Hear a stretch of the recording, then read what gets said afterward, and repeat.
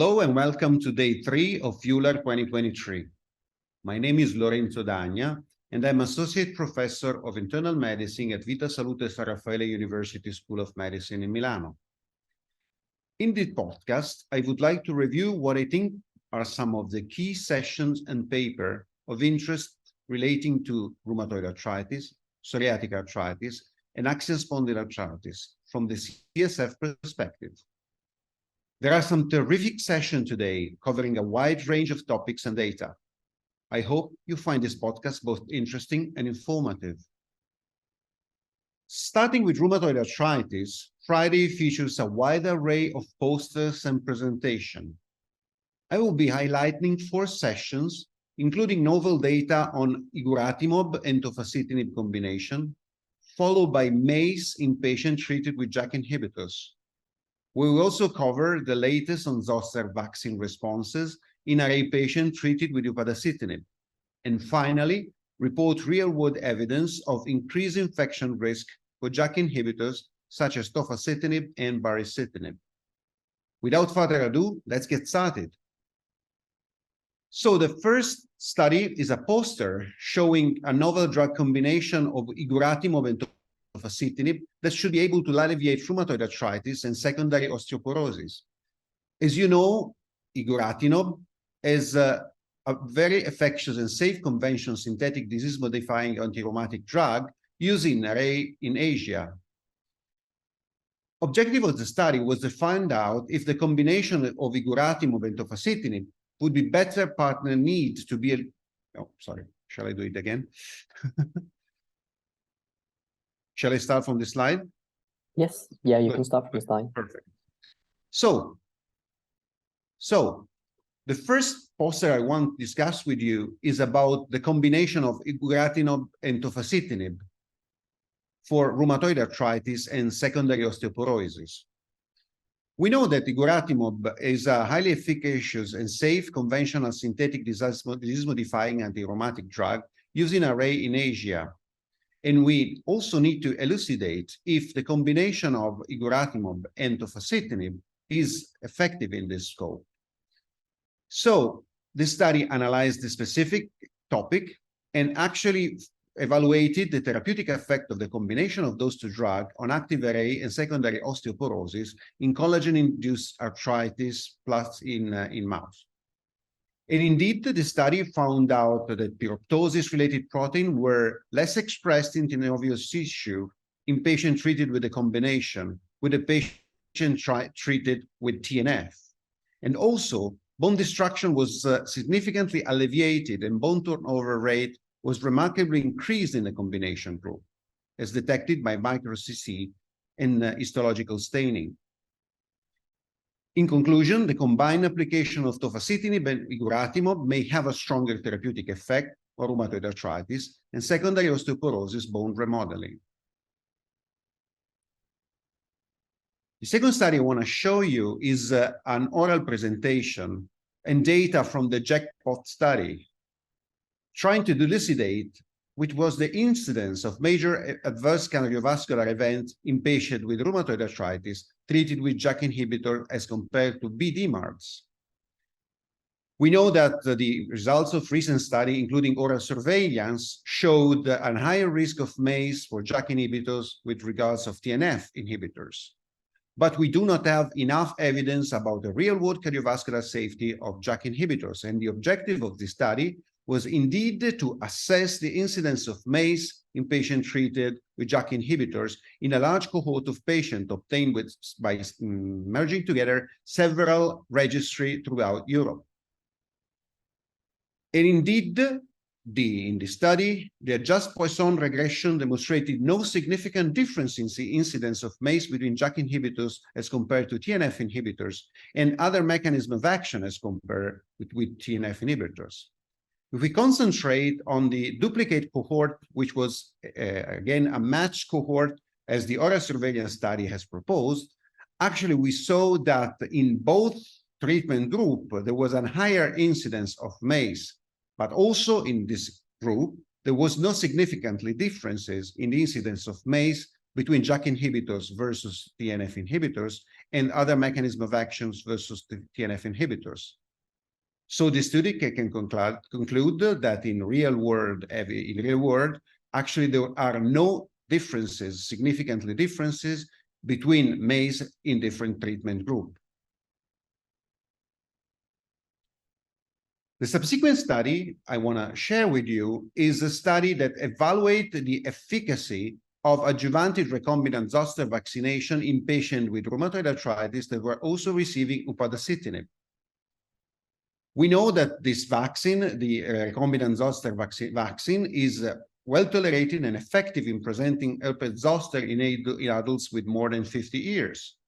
However, the efficacy of this vaccine has not been adequately studied in patients treated with drugs such as upadacitinib in combination with methotrexate. And this study indeed has exactly the aim of understanding the immunogenicity of this vaccine in patients with rheumatoid arthritis receiving upadacitinib with background methotrexate. In all the 64 patients that were vaccinated with the recombinant vaccine for varicella zoster, indeed have significant satisfactory humoral response at week 4, and 88% of them have the same nice response also at week 16. So within 30 days after vaccination with either vaccine dose, no significant adverse event or reoccurrence of herpes zoster were reported. There are, however, some possibly related reaction reported to that could be associated to the recombinant vaccine in 17% of the patients. As a conclusion, we may say that roughly 88% of patients receiving upadacitinib in combination with methotrexate achieved a satisfactory humoral response to the vaccine after the treatment. Another study I want to share with you is about the incidence of infection in patients receiving JAK inhibitors and tofacitinib and baricitinib in particular, as compared to biological DMARDs from real world. We know, again, from the oral surveillance studies that there are apparently an increased risk of infection, specifically herpes zoster, in patients treated with JAK inhibitors as compared to TNF inhibitors. And those data were also present in some of the registration study for the drug. We know, however, that clinical trials do not always reflect the real-world population, since they include some specific population that typically are younger and healthier than patients that we see in the real world.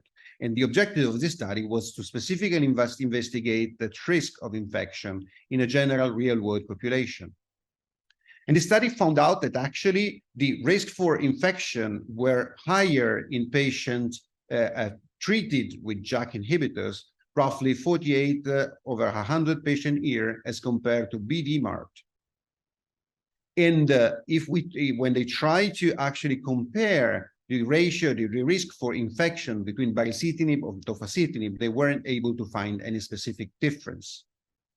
Also, and as we know, more herpes zoster infection have been seen in the JAK-treated group as compared to the BD-MARD-treated group. In general, older patient, as expected, has an absolute infection rate than the younger population.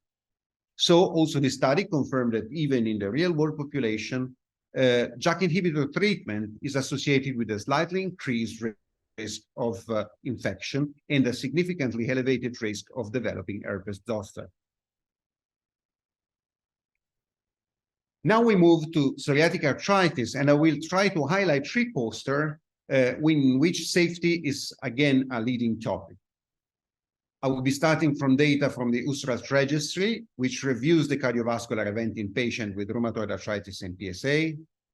And then Burmester and colleague report the 9-year post-marketing safety surveillance data of tofacitinib in RA and PSA.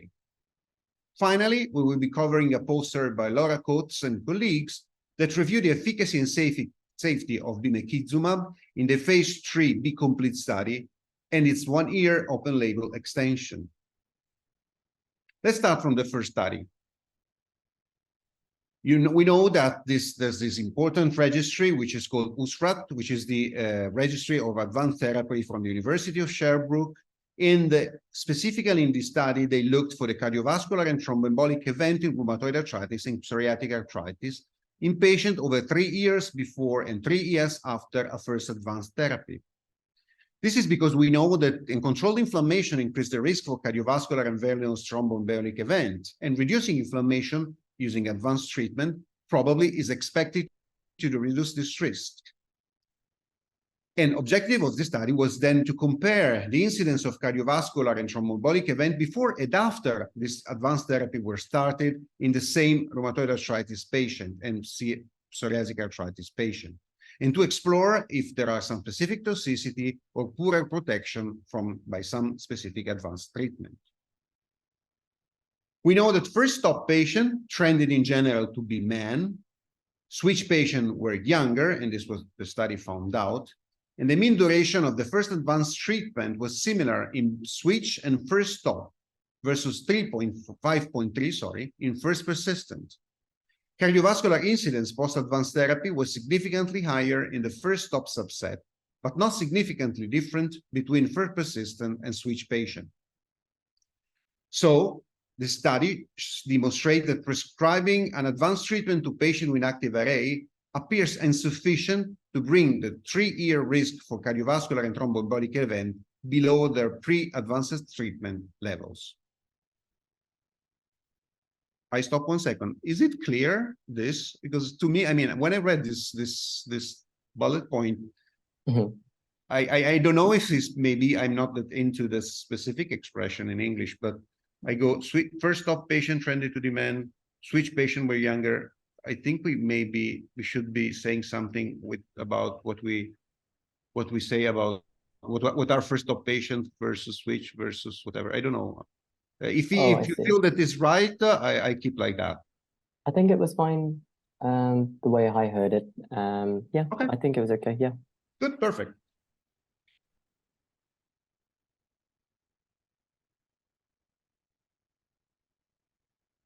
The next study I want to discuss with you is a post-marketing safety surveillance of tofacitinib over 9 years in patients with rheumatoid arthritis and psoriatic arthritis. Indeed, we know that the safety in this patient has been demonstrated in clinical study, which have very long follow-up. And real-world post-marketing safety data are interesting because they clearly give us more insights about the safety of this patient. We know that the study show us that for both indications, so rheumatoid arthritis and psoriatic arthritis, the risk for adverse event was actually higher in patients receiving the extended release dose versus the standard treatment with tofacitinib. The relative risk and frequency of serious adverse event and adverse event of special interest and fatal cases were mostly similar between the two types of treatment. Actually, the most frequently reported adverse event was ineffectiveness, pain, aggravation of the condition, headache, and arthralgia. The fatal cases were quite similar in the first 4-year post-approval as seen in the clinical trial. So, the post-marketing study of tofacitinib and the safety data from submitted adverse event reports were quite consistent for rheumatoid arthritis and PsA and aligned with the established safety profile that emerged with registration clinical trial. The next work I want to share with you is the work on bimekizumab in patients with active psoriatic arthritis and prior inadequate response to TNF inhibitors. And this is the results from the phase 3 study Be Complete and its open label extension up to 1 year. We know that several previous studies has shown a good efficacy of bimekizumab in patients with active PsA in phase 3 studies. Objective of the study was to assess actually the long-term efficacy and safety of bimekizumab treatment up to 52 weeks in patients with active PsA and a prior not adequate response or intolerance to TNF inhibitors. And the study showed that at week 52, roughly 52% of patients receiving bimekizumab and 40.6 patients receiving first placebo and then bimekizumab achieve an ACR response of 50. And we also know that patients with baseline psoriasis with more than 3% of body surface area affected, 66%, roughly 66% of patients receiving bimekizumab and 60% of patients receiving first placebo and then bimekizumab achieved a PASI 100 at week 52. There were no specific signaling safety profile signal. And indeed, the study was able to demonstrate that bimekizumab is effective from week 16 up to week 52 in patients with PSA that were TNF inadequate responders. The last section of my presentation will be about axial spondyloarthropathies, and there are many posters of interest in this section in poster view 4 today. I will be starting from 2 posters in improvement of efficacy in bimekizumab by Marina Magray and Xenophon Barriakos. Xenophon and colleagues also present the effect of secukinumab versus adalimumab biosimilar on radiographic progression in patients with radiographic axial spondyloarthritis.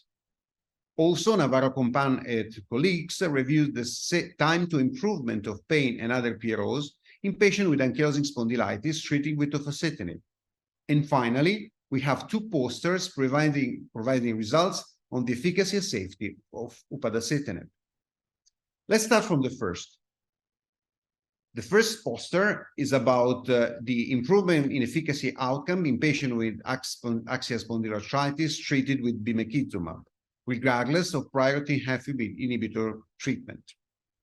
And indeed, I presented the data from 2 phase 3 studies and their pooled results at week 52.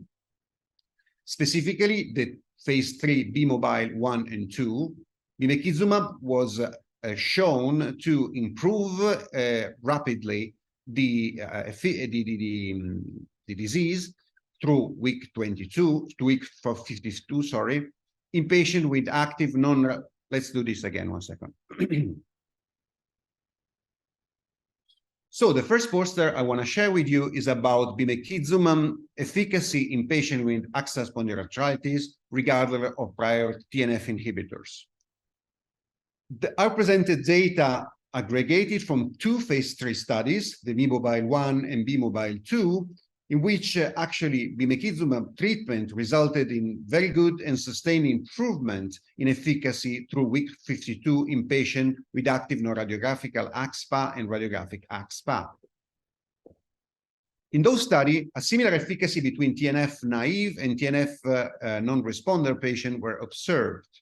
And the study was actually intended to assess the efficacy of bimekizumab in those 2 populations of TNF naive or IR in patients that have no radiographic axSpA or radiographic axSpA through week 52.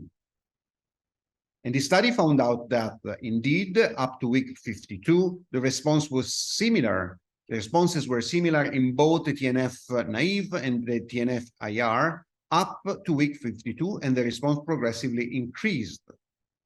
And similarly, there were comparable improvements in physical function, nocturnal spinal pain, and quality of life in patients treated with bimekizumab in both the population.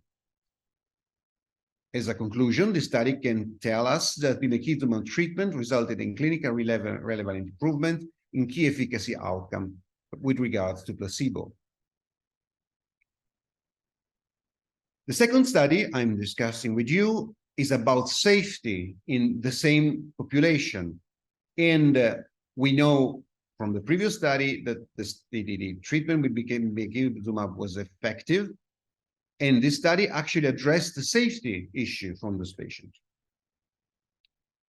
We know that in the study, the ASAS-40 response in bimekizumab rheumatoid patient increased from week 16 to week 52 with high level of efficacy across both populations that were object of the study.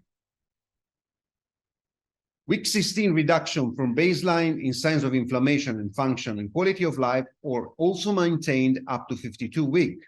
And also efficacy in week 52 was similar in placebo and bimekizumab treated and bimekizumab randomized patients. So also this study showed that across this axial spondyloarthritis spectrum, bimekizumab resulted in sustained efficacy up to week 52. And specifically to the aim of the study, no new safety signal were observed, and that was perfectly consistent with what was observed on week 24 in terms of safety.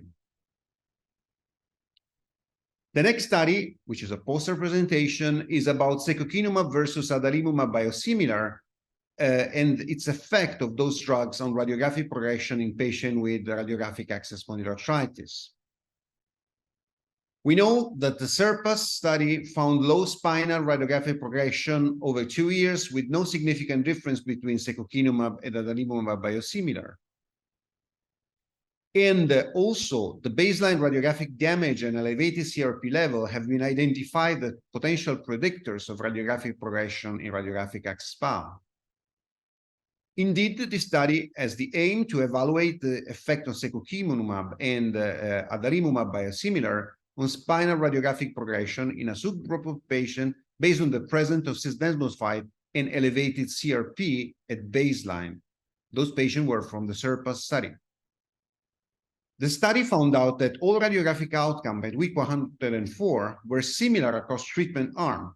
However, differences were observed between subgroups irrespective of the treatment arm.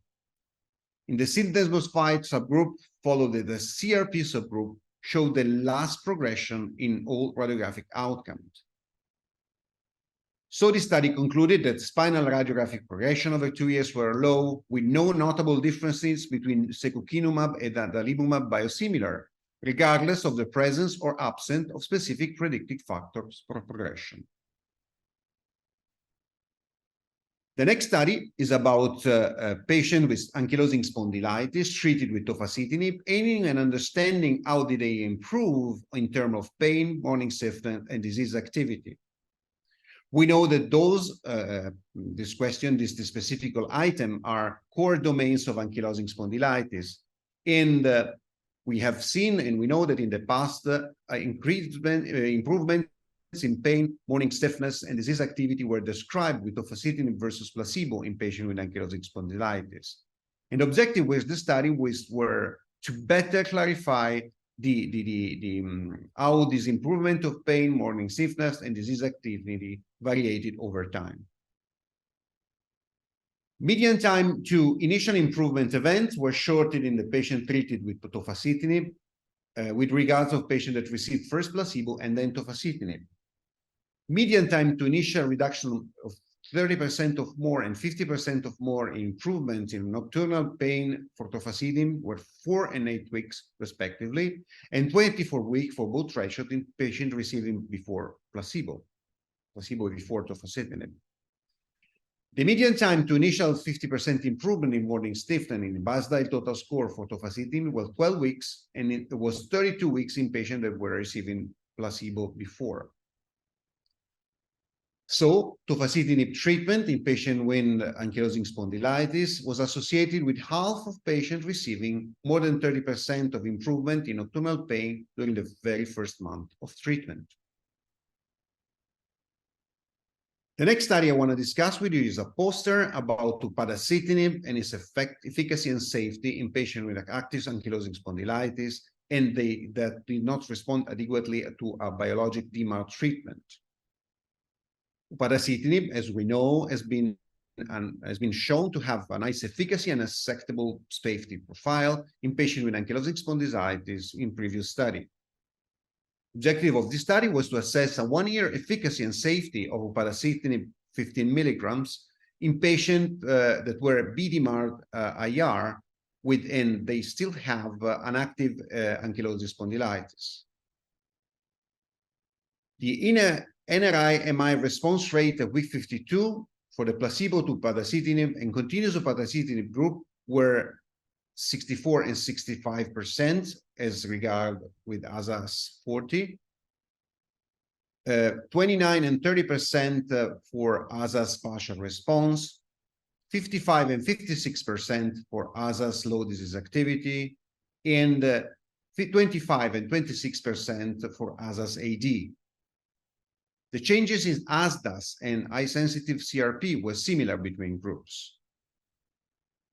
Also, the rate of serious adverse event leading to study discontinuation were 9.1 and 3.0 events per 100 patient year.